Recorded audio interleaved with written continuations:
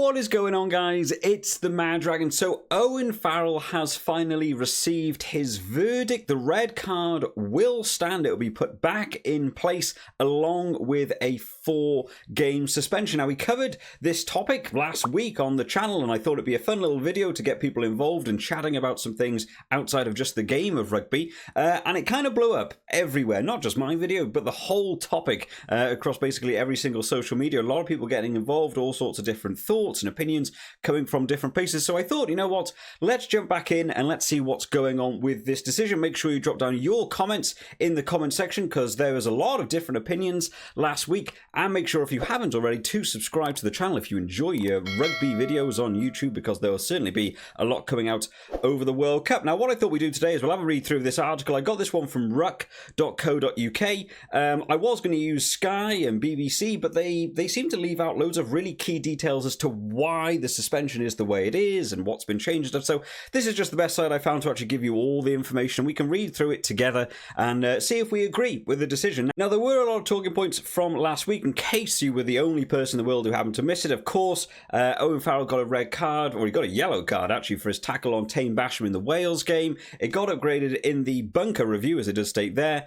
It went through to a disciplinary committee where they basically heard all the information. Owen Farrell had his whole legal team there and everything, and they basically came up with that they thought there were mitigating circumstances, and it did downgrade from a red card down to a yellow. Now, World Rugby had to intervene because it blew up so much. So many people were in full agreement. It really looked like a red card, and by all the letters of the law, it looks like it should have been a red card.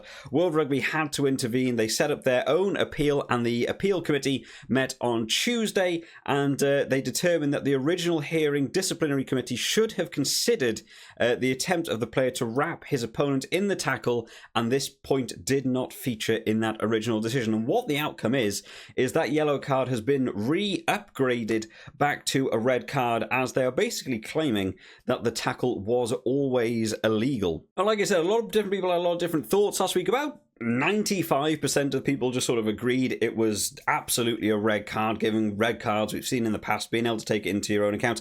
A few people disagreed. They said, oh, it was absolutely a yellow card. Some people said it shouldn't have even been a penalty and rugby is ending. I don't know what on earth some people were on about. One that I also saw quite a lot of people talking about is basically, if you were following this story and you thought it was a red card, it's because you hated Owen Farrell as a person and hated him and his family. I don't know what that's about. I don't really know how you could, hate a sports person. I've never met him in person. I'm sure when you get to sit down to him and chat about rugby, I'm sure he's a delightful man to actually chat to. Maybe not if you're running up against him on a rugby pitch and you want to smash the hell out of each other. But, I don't know him as a person. He doesn't know me as a person. He doesn't know most of you watching, probably. So, to actually call on it as like, you hate him, I think is a really weird thing. I think the interesting thing about this topic is more the decisions that have come around it and the implications they have for rugby. I don't think a lot of people are talking about this just because it's Owen Farrell. I think it's more what the decision was and what the changes have been, and it just so happens it's Owen Farrell on the receiving end of it, because at the end of the video we will also talk about Builly Vunipola, because that also wraps up into this this whole saga as well. So having a read through then. The failure to attempt to wrap was judged to be an important element of the foul play review officer's report and had led to upgrading the referee's yellow card to a red card during the match. So of course we didn't really get to see any of the review officer's report. The Six Nations panel that was sort of around it was really not wanting to let a lot of the the decision making and the reports actually come out, and we don't really know why that was at one point. As the element did not feature in the original decision, the appeal committee decided that it was in the interest of the justice to hear the case afresh on that key point alone, which included a hearing from the player. Following the review by an appeal committee of this key element, it was determined that the FPRO was correct in the decision leading to the red card. The appeal committee subsequently determined that the tackle was always illegal. And when something is always illegal in a tackle in the World Rugby Review panel, it cannot be mitigated back down. The appeal committee therefore considered that the disciplinary committee's decision to downgrade the red card to a yellow card had been manifestly wrong, which led to the disciplinary committee's decision being overturned, the appeal brought by World Rugby being allowed, and the red card upheld. So some key takeaways from this then. So it's nice to know that the bunker rule is being upheld correctly. I've enjoyed the bunker rule so far. We've also found out recently that like the shot clock and the bunker rule will be brought into the Rugby World Cup. And so far from what I've seen of the bunker rule, I really enjoy it. I think it really helps speed up the game. And so far, I think all the calls from it I think I've seen have been correct from my own standpoint anyway. So I'm glad to know that, at least the guys in the bunker have been sort of validated in this, saying, yeah, you know what, you did get it right. In considering sanction, the committee applied World Rugby's mandatory minimum mid-range entry point for foul play resulting in contact to the head, which is a 6-match ban. However, taking all considerations into account, including the player's acceptance of foul play, clear demonstration of remorse, and his good character, the committee agreed on a 4-match suspension. The appeal committee accepted submissions on behalf of the player that the Ireland v England match that happened on the 19th of August last weekend, for which the player was voluntarily stood down, would be included as part of the sanction. So Owen Farrell's been handed 6-match ban, downgraded to 4, and in that 4 has also been allowed to include that Ireland versus England game that happened on the weekend that he didn't play. Now, I'm glad they add this in, because genuinely, when I was watching the Ireland versus England game, it's made it sound like it was like a real grey area whether or not he was allowed to play, and therefore Borthwick didn't play him. So it's nice to know that this was actually a decision on his part to voluntarily stand down from that game. Don't get me wrong, I'm still going to be a bit cynical here as to, did he voluntarily stand down to, say, I think I was wrong and I deserve to be banned from one game, or was it more, there's a lot going on in your head while all this is kicking off. There's a lot of stuff you've got to deal with on social media. Your headspace is maybe not in the right place to be able to play a game of rugby. And maybe you're also being told by your legal team, if it does come back on you, you could use this as one game to miss. I think there's a couple of, I'm a bit of a cynical person in that regard. I don't think this was just voluntary because he felt like he deserved a ban. But, it's nice to know that he was the one that made that decision. Now, there's a couple of big talking points around this, right? Because the decision that came in was that it was a 6-match ban, which is their mid-range entry point for what it was. And they took into considerations that he accepted foul play, had a clear demonstration of remorse, and his good character. Now, this is where I sort of said that bit before about, do people hate Owen Farrell? Now, I don't hate Owen Farrell. I've never met the guy. I'm sure he's a perfectly nice guy. I know he does a lot of stuff outside of, the game of rugby to get involved with different charities and doing stuff. I'm sure he's a really nice guy. When you actually sit down and chat to him, I've heard about stuff he's done on different review boards and stuff where he's actually almost given positive feedback to people that tackled him and said to be a bit more lenient. Rugby's a rough game and it does happen. I'm sure that's, him as a person is probably quite a nice person to know outside of rugby. I'm not sure whether I like the concept of it being used in this regard to be like, we can downgrade the red card, not again because it's Owen Farrell and you might hate Owen Farrell or what have you. But for me personally, this is just due to his history in the sport and his bans that have come from the tackles. Now, this is his first ever red card. It was one of the big defences I saw people kicking off last week saying, oh, it shouldn't have been a red card. He's never had one before. And I had to go and look that up because it is true. This is his first ever red card in that international world of rugby. But he has had game bans before for the same thing, for that tackle technique. Of course, in his last one, it was, I think, 6 weeks and it got downgraded to 3 because he attended the tackle school. He had to go to tackle school as an elite sports athlete. You have to go to tackle school, which seems mad to me. But for me here, I really feel like if you have to go and have that downgraded, if you do it again and the entry point is 6 matches, I really feel like there shouldn't be any reason why it can be dropped down further from that if you've already had that tackle school implementation.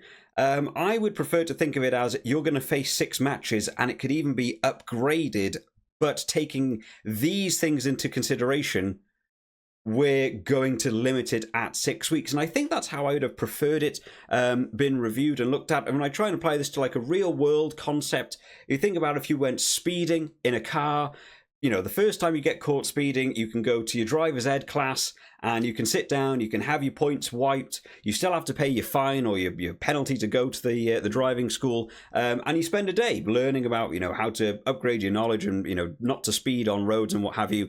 If you were to caught speeding again a few months later, you don't get to go back to tackle school. And I very much doubt you could go to, a court and say, I genuinely tell you, I'm a really nice guy outside of this. I admit I'm wrong. And yeah, but I'm a nice guy, and yeah, I don't think I should have my my penalty points. I don't think I should have my fine. I don't think too many, courts would apply that to you.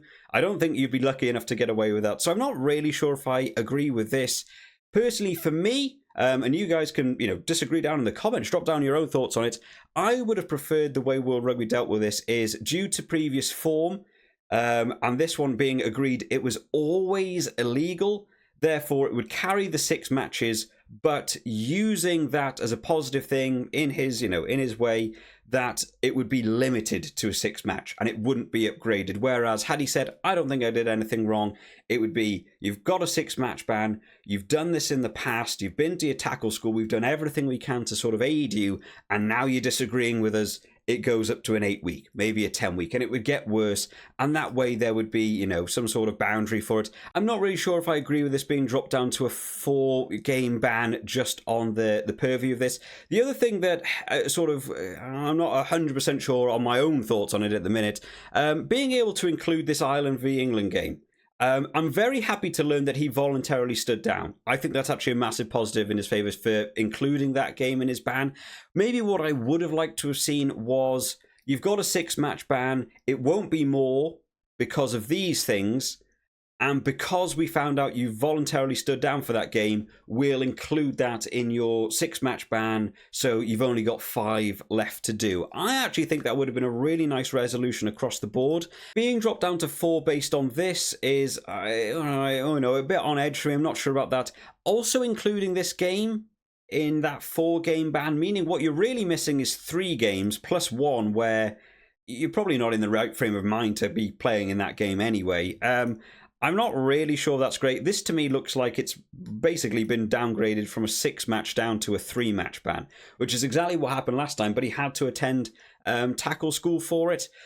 I'm not sure on this one. I would have personally preferred it remained at the 6 matches to, try and enforce some ruling on this, and maybe you include that Ireland v England game in that 6-match ban, so you had to do 5. But the key talking points to take away from this is that he will miss some big games for England, right? He'll be missing out on that Fiji game, which, big warm-up game before the World Cup. He'll also be missing out on the games in Argentina and Japan, which is arguably the 2 games that are going to decide who qualifies from that Pool D. Now, as it stands, I still feel like England will absolutely qualify. They may or may not lose to Argentina. I don't really see them losing to Japan at the minute. But no doubt losing Owen Farrell, will be a bit of a knock to the confidence, the team morale in that group. But I really don't think it will affect them that much. It'll be a big, opportunity missed for him personally. But I personally think Marcus Smith and George Ford will be chomping at the bit for this one. They're also top-tier elite athletes in the world of rugby, and they've basically been handed a free pass now for, you guys are going to be playing the games at 10 that maybe qualify England from that pool stage. I think they'll be looking forward to it. I don't think they'll take that, too to heart at all. I think they'll be actually looking forward to be playing that game. And the fact this decision's come now, so they've still got a couple of weeks before that first game versus Argentina.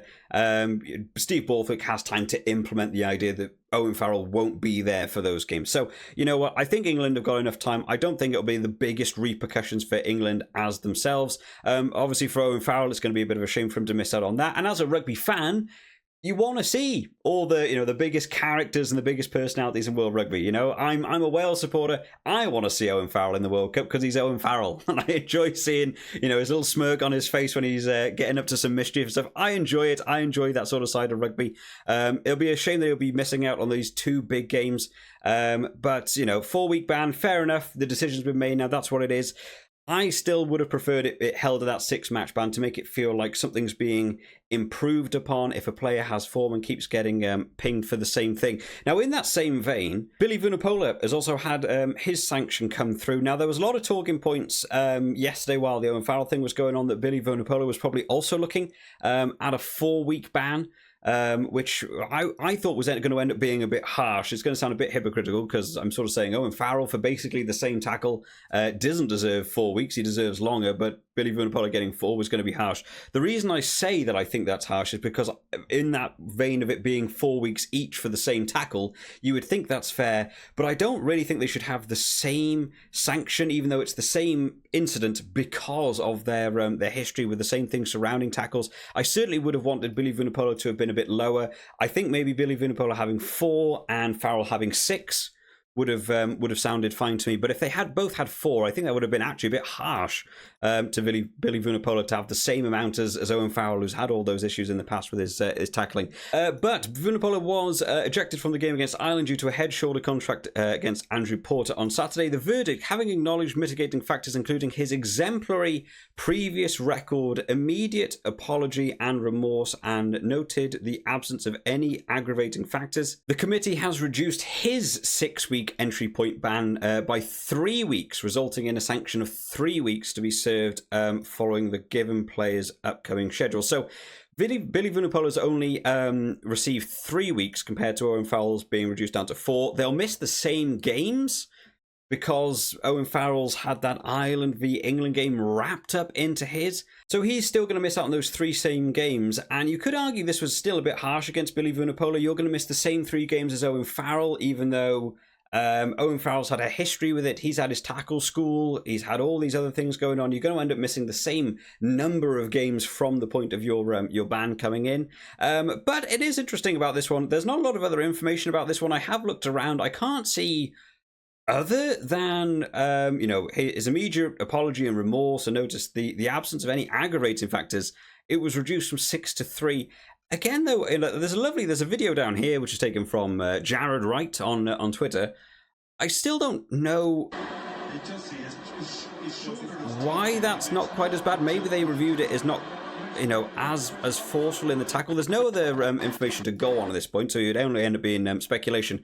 But I still feel like this is, a bit of a clear line of sight. I don't think it's certainly led with the shoulder.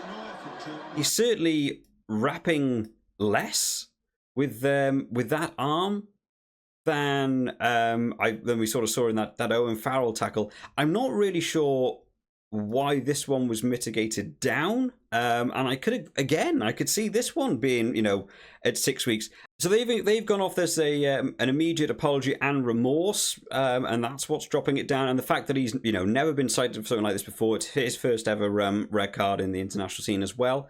Again, I'm not 100% sure about this one. I'll have to read up a bit more about it. This one's just speculation for me. There might be something that I've completely missed here. But like I said, I've read through a couple of these articles. I can't find out what the definitive reasoning is for that being dropped down, because it still looks like quite clear head contact with, dropping a shoulder in, not wrapping the arm. It feels like the same thing as Owen Farrell.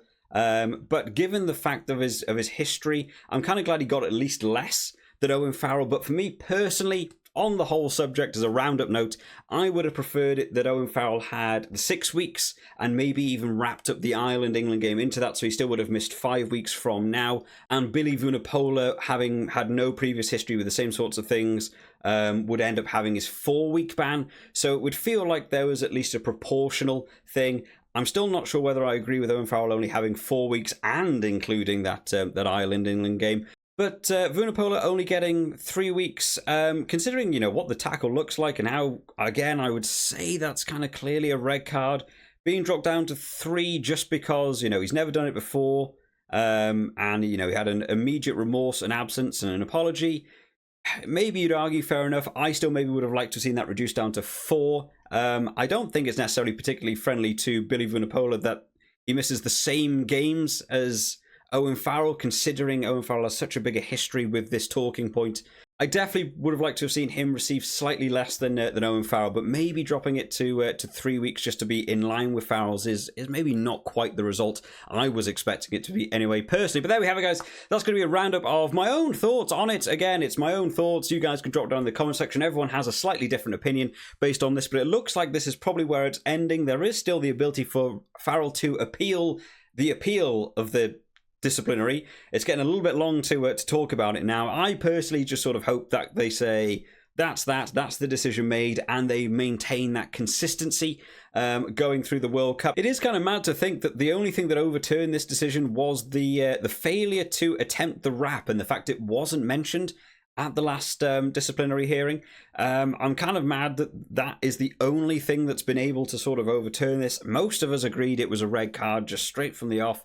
I think they'll want to look at that disciplinary panel and see what needs to be going on there in terms of what they see and how that needs to be retrained. Had they mentioned that and just said it wasn't an issue, I'm not sure World Rugby could have even done anything about this.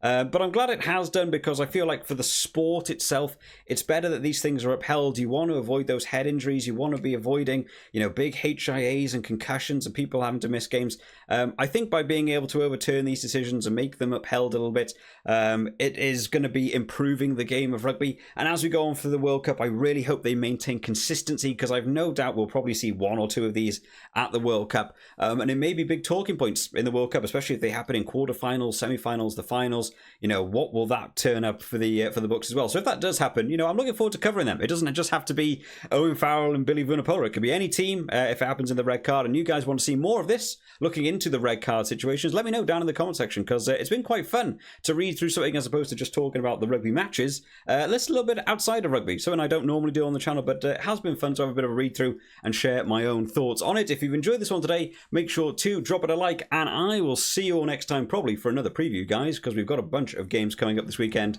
I'll see you all next time, guys. Bye-bye.